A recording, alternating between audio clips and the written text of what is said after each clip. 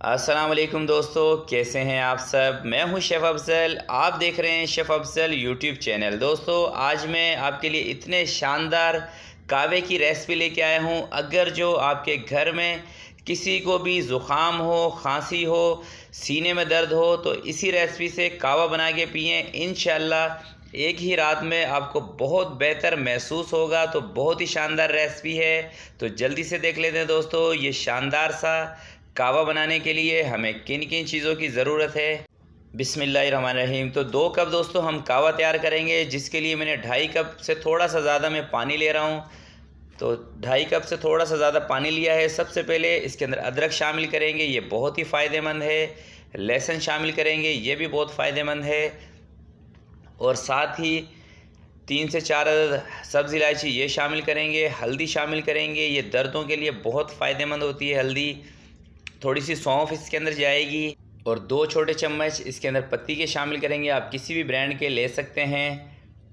और साथ ही इसके अंदर हम गुड़ भी शामिल कर देंगे। तो प्यारे दोस्तों, गुड़ जो है ये मैंने पुराना गुड़ लिया है। आप कभी भी वाइट गुड़ का इस्तेमाल ना किया करें, उसके अंदर केमिकल डाले जाते हैं वाइट करने के लिए। और दालचीनी जो कि कहवे की जान है, 5 से 6 अदद इसके अंदर लौंग शामिल करेंगे।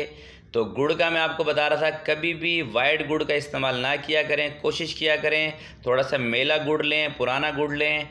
5 मिनट इस पे ऐसे ही मेहनत करनी है, इसको फेंटना है और उसके बाद कहवा हमारा तैयार हो जाएगा मीडियम फ्लेम पे। तो 5 मिनट दोस्तों इस पे मेहनत की गई थी। तो कहवा माशाल्लाह से हमारा तैयार है। कलर भी इसने अच्छी तरह छोड़ दिया है और तमाम चीज़ों ने अपना जो रस था वो अच्छी तरह से छोड़ दिया है। तो अब इसको 2 कप के अंदर निकालेंगे। तकरीबन ये 2 कप ही बनेगा, थोड़ा सा ऊपर नीचे हो जाए। और उसके बाद इसके अंदर हमने लेमन जूस का इस्तेमाल करना है, फ्रेश लेमन जूस का।